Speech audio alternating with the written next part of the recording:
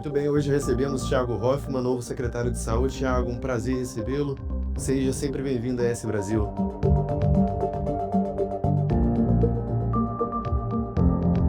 Obrigado, Robson. Um prazer estar aqui com vocês da S Brasil, conversando sobre esse novo desafio que é a Secretaria Estadual de Saúde. Bom, já abordando então um pouquinho sobre esse novo desafio, secretário, gostaria que o senhor pontuasse, na sua opinião, nessas primeiras semanas de ambientação também com a pasta, qual o seu principal desafio, o principal legado que o senhor pretende deixar para a saúde? Olha, Robson, primeiro dizer que é uma determinação do nosso governador Renato Casagrande, do vice-governador Ricardo Ferraço, que a gente aproxime a saúde das pessoas. Hoje, a Secretaria de Saúde possui dados que nos mostram o quanto um paciente, em um determinado município, ele se desloca para fazer uma consulta especializada, um exame especializado ou, uma cirurgia. E o nosso objetivo é chegar o mais perto possível, com esses serviços desse paciente. Então, nosso desafio é fazer com que a gente diminua o translado das pessoas, que os serviços especializados possam chegar mais perto das pessoas, porque você imagina o que que é uma mãe sair com uma criança, de um município do interior, andar 100 quilômetros, 150 quilômetros num carro da prefeitura daquele município para levar o filho para uma consulta médica aqui na região metropolitana ou em algum município maior, como Cachoeiro, como Colatina. Então, o nosso objetivo é fazer com que essas pessoas possam ficar no seu município ou mais próximo possível do seu município e ter esse atendimento qualificado que as pessoas precisam. Então, o nosso trabalho é fazer com que os serviços de saúde cheguem mais perto das pessoas. Bom, secretário, eu gostaria de trazer para a nossa conversa um dado muito importante da revista Abril do ano passado, em que 87% dos cidadãos brasileiros respondem como tema prioritário, primeiro ponto que o cidadão responde para indicação em quem vai votar, de projeto, é a saúde ao lado da segurança. Saúde é um tema prioritário e ao mesmo tempo delicado. A gente tem hoje um sistema muito robusto no Brasil, que é o SUS, um dos poucos do mundo, e eu gostaria de saber do senhor quais são os planos do senhor para qualificar o atendimento hoje no Espírito Santo, a curto prazo, melhorar esse atendimento, justamente o que o senhor ressaltava. Olha, a gente já conta com um atendimento na nossa rede hospitalar, que é o trabalho que o Estado faz de urgência e emergência, muito qualificado. Nós hoje podemos afirmar, Robson, com bastante tranquilidade, que a gente não vai ver cenas como nós vimos. Eu fui subsecretário de saúde no primeiro governo Casagrande, entre 2011 e 12, e nós vimos cenas tenebrosas de pessoas em corredores, no chão, sem nenhum tipo de dignidade num hospital. Nós viramos essa página. Não significa que um hospital já tem uma hotelaria como tem um hospital privado, mas nós conseguimos levar dignidade para dentro dos nossos hospitais. Então, hoje a gente conta com uma rede de hospitais com resolutividade e que leva dignidade para as pessoas. Mas ainda nós temos alguns desafios, né? Um desafio, por exemplo, é melhorar muito a nossa atenção básica. Então, a gente tem priorizado apoiar os municípios no fortalecimento da atenção básica, porque muitos casos que chegam num hospital estadual de alta complexidade, ocupam um leito de alta complexidade, ocupam um médico que está preparado para fazer um atendimento de alta complexidade, às vezes aquele caso daquele paciente poderia ser resolvido numa unidade de saúde do município, numa unidade mais simples. Então, esse desafio de fortalecer a atenção básica é fundamental, porque aí o município consegue nos ajudar retendo um pouco desses pacientes lá. Só que hoje esse paciente não tem o seu problema resolvido numa unidade de saúde e ele vai parar num hospital estadual. Quando nós hoje já temos em todos os nossos hospitais implantados o chamado protocolo de Manchester, que é a classificação de risco dos pacientes. Então, hoje ainda nós temos em alguns hospitais do estado 60, 70% dos atendimentos acontecendo sem que aquele atendimento fosse perfil daquele hospital. Então, nós precisamos melhorar a nossa atenção básica, fazer com que os municípios tenham nas suas unidades, nos seus pronto atendimentos, nas suas unidades de estratégia de saúde da família, maior resolutividade evitando com que a gente possa fazer com que esse paciente não tenha o seu problema resolvido lá numa unidade do município, ele vem parar no hospital nosso e aí às vezes ele sobrecarrega o nosso hospital. Então esse é um primeiro ponto. O outro ponto é nós ampliarmos um gargalo forte do Estado, que são se nós, de certa forma, não vou dizer que resolvemos por completo, mas avançamos muito na nossa rede de urgência e emergência, que eu falei agora, nós ainda temos o desafio das consultas e exames especializados e das cirurgias eletivas. Então, isso é ainda, as chamadas filas, né? Isso a gente tem que ainda vencer ainda fortemente esse desafio, a gente está trabalhando duro para isso. No ano passado, o Espírito Santo fez 151 mil cirurgias eletivas. Então, a gente já deu uma esvaziada boa numa fila de pacientes que estavam há anos aguardando por uma cirurgia. E esse ano a gente vai fazer um volume muito grande de cirurgias. A meta do nosso plano para esse ano, o Plano Estadual de Saúde, é de 135 mil cirurgias. E óbvio, como a gente fez 150 mil no ano passado, a meta é 135 desse ano, mas a gente quer superar essa meta, mantendo pelo menos o nível daquilo que a gente fez no ano passado. Ou seja, a gente vai fazer um volume muito grande de cirurgias eletivas. E o mesmo vale para consultas e exames. No final do ano passado, o governador fez um anúncio de 1.900.000 consultas e exames especializados.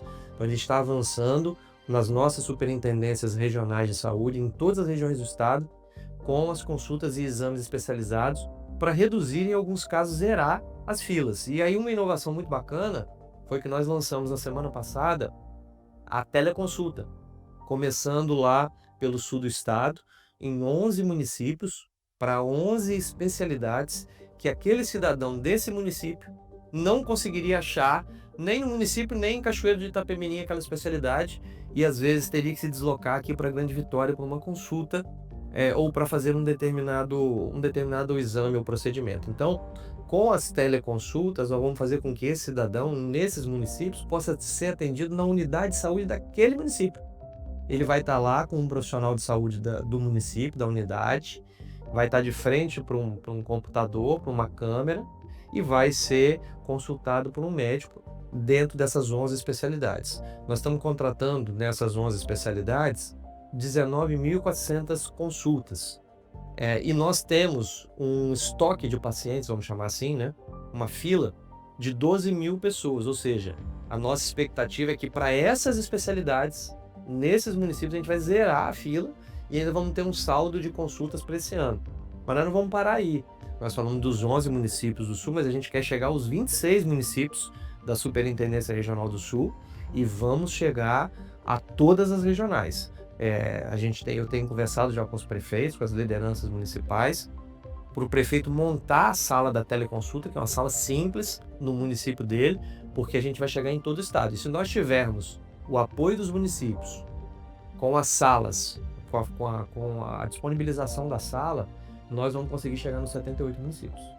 O senhor está falando de teleconsulta, né? É uma evolução do atendimento da medicina hoje, oportuniza mais pessoas conseguirem um atendimento adequado. E foi essencial, por exemplo, durante a pandemia, para outros tipos de atendimento. Eu queria que o senhor falasse um pouquinho desse processo que a gente está vivendo de modernização também, né, da medicina como um todo, do atendimento especializado. O senhor acredita que é um caminho que o Espírito Santo pode seguir nos próximos anos para, de certa forma, aumentar a eficácia no atendimento? Muito bem, não tenho a menor dúvida disso, Robson. Nós vamos investir muito em tecnologia, na telemedicina, nas teleconsultas. Inclusive, eu participei agora em Cachoeiro, na semana passada, desse lançamento e fizemos uma simulação. E nós perguntamos ao médico que estava, entre aspas, me consultando, me atendendo, o que ele achava das teleconsultas, se era possível avançar com isso e ser resolutivo. Ele disse: olha, secretário, eu não vou dizer que 100% das consultas podem ser realizadas através da tecnologia, porque tem determinadas especialidades que eu preciso tocar o paciente. Precisa ter contato físico com o paciente. Mas eu posso te garantir que a gente resolve cerca de 90% dos casos através das teleconsultas. Ou seja, avançar com a teleconsulta é a gente avançar para a extensa maioria das especialidades, a gente poder fazer isso sem que o paciente tenha que andar 40, 50, 100, 150, 200 quilômetros para uma consulta. Esse paciente, ele vai fazer uma consulta na unidade de saúde do bairro dele. E vai ser atendido por um médico de qualidade e vai sair de lá, eventualmente, se precisar de um medicamento, com a receita, porque o médico, através do sistema que a gente está utilizando, ele já vai poder fazer lá a receita para aquele paciente. O paciente ou imprime ou recebe no celular essa receita. Dependendo do medicamento, ele compra, dependendo do medicamento, ele também pode ir a uma farmácia cidadã nossa para receber gratuitamente esse medicamento. Secretário, um outro ponto que eu gostaria de abordar ainda nessa modernização, né, da saúde é que a secretaria tem adotado alguns procedimentos mais integrados à tecnologia, né? A gente tem tido painéis cada vez mais robustos também com informações mais adequadas, de regulação ambulatorial, enfim, são vários os tipos de procedimentos que têm modernizado o sistema de saúde também. Queria que o senhor falasse um pouquinho sobre esse processo de modernização, né, da saúde como um todo, adoção de tecnologias, para quem sabe, né, os processos se tornarem mais céleres, enfim, a gente conseguir ter uma saúde cada vez mais rápida e de atendimento adequado. Olha, a gente está investindo pesadamente desde o ano passado e o governador Renato Casagrande me pediu e eu estou priorizando isso esse ano, o investimento em tecnologia. Falei das teleconsultas, mas além das teleconsultas, nós estamos utilizando muita tecnologia, inteligência artificial para gestão. Porque, por exemplo, hoje eu consigo saber, utilizando a inteligência artificial aplicada aos dados que nós já tínhamos esses dados da Secretaria de Saúde, mas o dado em si, ele não te serve para nada, para nenhuma decisão. Agora, no momento em que eu começo a aplicar a inteligência artificial nesse dado, eu começo a ter informação para tomar decisão. Então, por exemplo, hoje eu já consigo te dizer, por município, ou por tipo de especialidade médica, ou por paciente, o que aquele paciente precisa, em que município ele está, qual o deslocamento que ele fez, para onde que ele foi para se consultar. Então, assim, a gente está avançando muito nisso. Nós vamos avançar no prontuário único do paciente. Então, hoje esse paciente, se ele está num hospital nosso no sul do estado, ele tem um prontuário dele. Se ele for atendido num hospital do norte, na maioria das vezes esse hospital não vai ter acesso ao prontuário daquele paciente. Então a gente está fazendo essa integração de dados, vamos ter o prontuário único do paciente utilizando a tecnologia, e isso permite a gente tomar decisão. Quando eu levo uma consulta especializada para um determinado município ou para uma determinada região, é porque eu sei que os pacientes têm essa demanda naquela região e tem um volume grande de pacientes para ser atendido naquela especialidade, naquela região. Então a tecnologia hoje ela vai nos ajudar, já está nos ajudando a fazer uma gestão mais eficiente, porque não faltam recursos na saúde. No Brasil, nós temos muito recurso disponível. A Secretaria de Saúde é a secretaria com o maior orçamento do Estado. O que a gente precisa fazer é otimizar a utilização desses recursos para prestar melhor serviço em maior quantidade e em maior eficiência e resolutividade para as pessoas que precisam do SUS. Bom, falando em recurso da saúde, nos últimos meses a gente queria tocar no tema de vacinação, secretário. Nos últimos meses a gente teve ao longo do país, né, em alguns locais, algumas situações de falta de vacinas, algumas situações de vacinas vencidas. Não foi o caso do Espírito Santo, a gente não teve esse tipo de relato por aqui, mas eu gostaria de abordar com o senhor a questão da vacinação no Brasil, né? Nos últimos anos a gente viu alguns índices de vacinação diminuírem no país.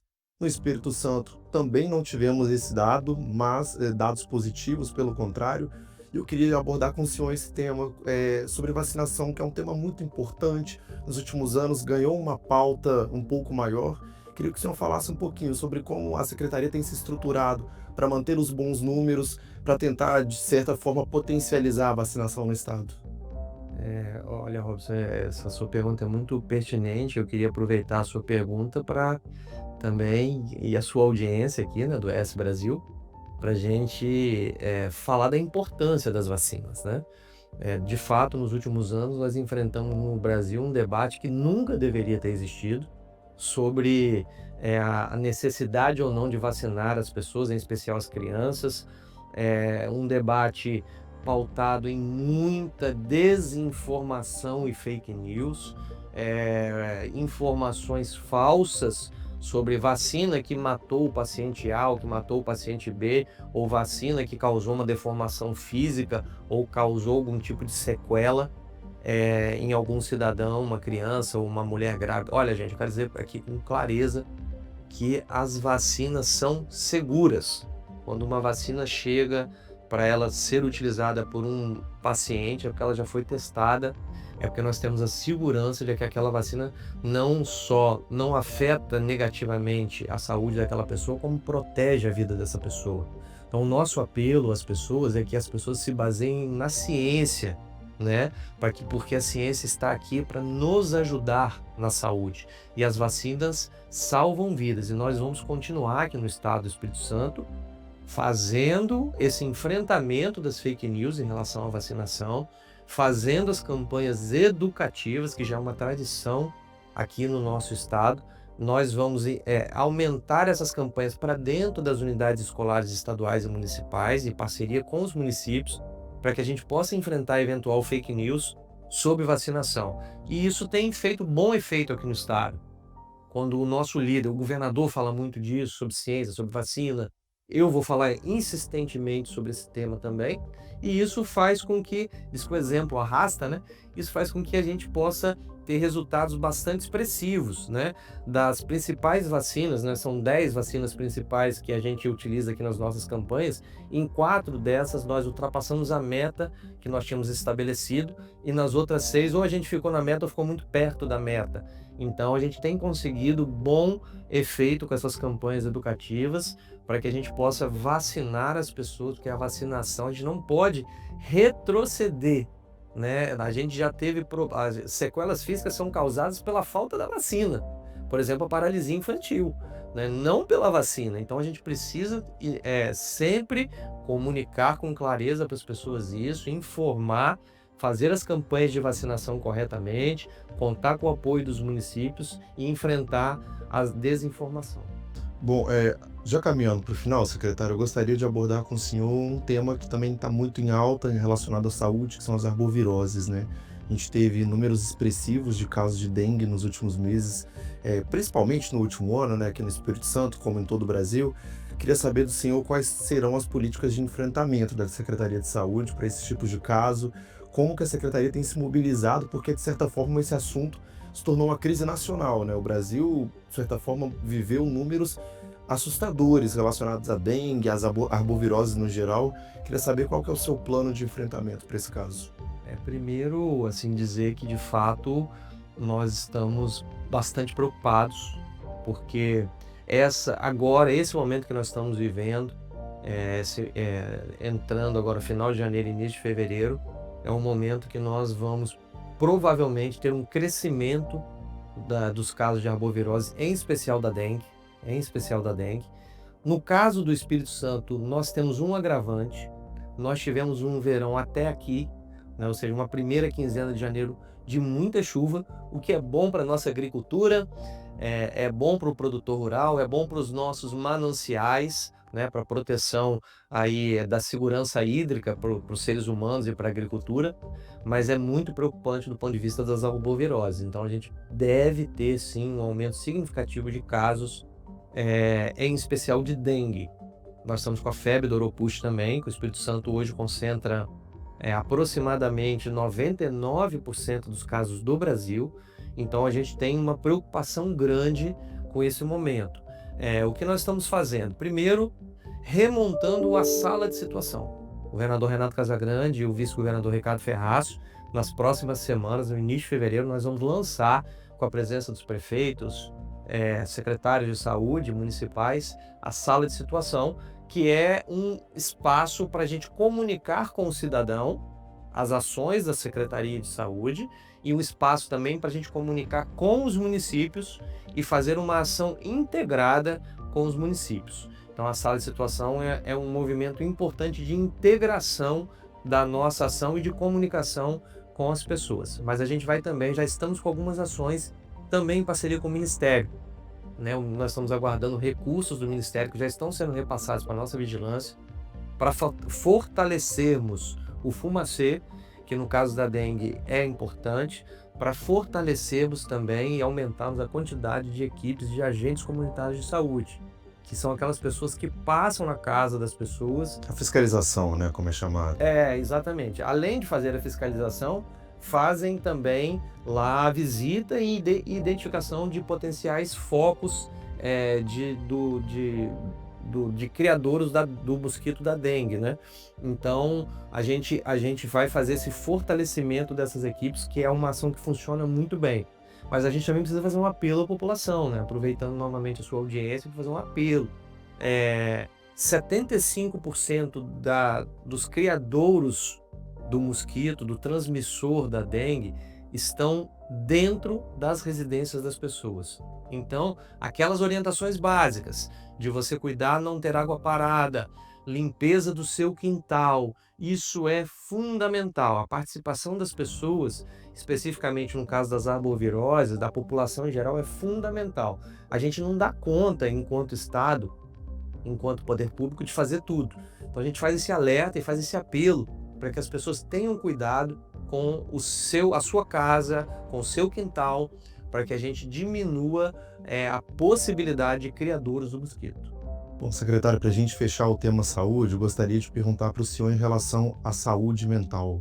Uma outra pesquisa que eu vou trazer para o nosso debate aqui é em relação também da Abril, que fala que hoje cerca de 82% dos brasileiros sofre de algum tipo de dano psicológico, enfrenta algum tipo de situação ligada à saúde mental.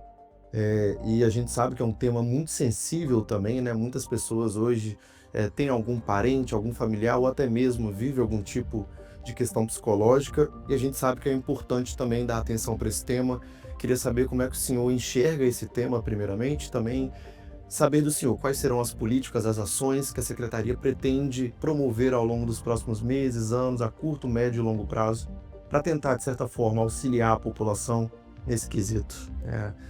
Dizem que os problemas relacionados com a saúde mental podem ser os grandes problemas de saúde do futuro, né? E, de fato, nós temos um avanço muito grande no debate sobre a saúde mental, por duas razões, porque as pessoas às vezes estão trabalhando muito, muito estressadas, isso pode levar, por exemplo, a situações de depressão, mas também porque nós temos uma ampliação, vamos chamar assim, do número de pessoas que utilizam psicotrópicos, né, drogas. Então isso também afeta grandemente a questão da saúde mental. O que nós temos em relação à saúde mental é, primeiro, nós temos rede hospitalar própria para atender casos que necessitam de internação. Então nós temos hoje o nosso EAC, né, que é o antigo Hospital Adalto Botelho, que fica lá em Cariacica, que nós temos leitos psiquiátricos lá para casos de internação, e nós temos também no sul do estado o CAPAAC, que é uma unidade específica também para esse tipo de atendimento. Mas a política de saúde mental é uma política que também precisa do envolvimento dos municípios, e nós vamos atuar enquanto Estado como agentes para fortalecer a política municipal, principalmente em relação aos CAPs, que são unidades que o Estado pode fazer o investimento, mas a operação é uma operação municipal. Então a gente vai dialogar com os municípios, entender a demanda que eles têm de CAPs, para que a gente possa lançar brevemente um plano de investimentos nessa área, ainda agora no primeiro trimestre ou no primeiro semestre desse ano, para que a gente possa fazer um investimento robusto de fortalecimento nos municípios das unidades de atendimento de saúde mental, no caso os CAPs.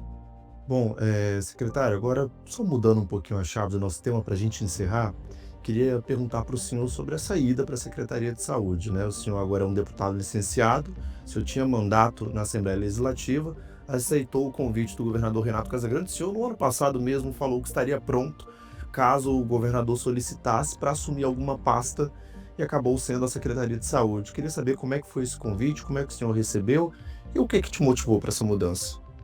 Eu sempre coloquei nas entrevistas que eu dei no fim do ano passado, quando eu era perguntado se eu voltaria a compor o governo, do governador Renato Casagrande, o que é uma pergunta do ponto de vista da política bastante, vamos chamar assim, de normal, porque pela minha relação histórica de lealdade ao projeto político que o governador Renato Casagrande lidera, né? Fui secretário dele por muitos anos em diversas pastas, né? Essa já é a quinta passagem no governo Casagrande como secretário, a quarta pasta diferente que eu estou gerindo com muita honra e com muito orgulho.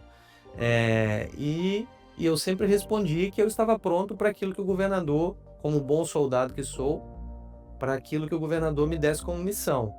Se o governador precisasse de mim continuando na Assembleia, eu continuaria na Assembleia de bom grado. Estou feliz demais com o meu mandato, estou feliz com o meu mandato de deputado estadual. Estava percorrendo os municípios, dialogando com os prefeitos, O vereadores. senhor exerceu um papel muito central, né? O senhor era presidente da Comissão de Finanças da casa, então Exatamente. era um papel central ali para o governo. Exatamente, vice-líder do governo, presidente da Comissão de Finanças, que é uma das comissões mais importantes, né? Discutimos lá o PPA, que é discutido de 4 em 4 anos, discutimos a LDO, que é a Lei de Diretrizes Orçamentárias, que é discutida todo ano, e a Lei Orçamentária Anual, que permite que o governador lidere esse volume tão grande de investimentos que tem acontecido no Estado. Então, estava muito feliz e com muitas tarefas como deputado.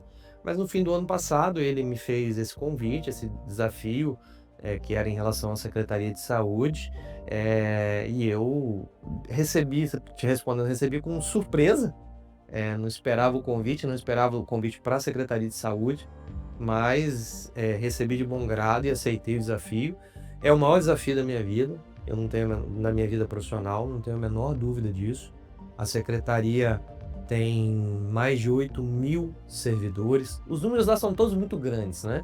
São mais de 8.000 servidores. A secretaria tem uma rede de hospitais próprios, filantrópicos, com organizações sociais, então é uma rede complexa hospitalar.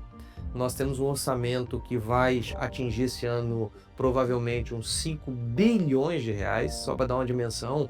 A Prefeitura de Vitória e a Prefeitura da Serra, que são as prefeituras com maior orçamento, tem orçamento anual, a prefeitura inteira, na ordem de 2 bilhões e 500, ou seja, a Secretaria de Saúde sozinha é maior, 2 vezes maior do que o orçamento da Prefeitura de Vitória ou do orçamento da Prefeitura da Serra. Então é um grande desafio, uma grande responsabilidade. Então, para mim, foi uma grande honra receber esse convite e eu estou, como sempre fiz na minha vida, em todos os desafios, dedicado de corpo e alma para entregar resultados importantes para a sociedade capixaba.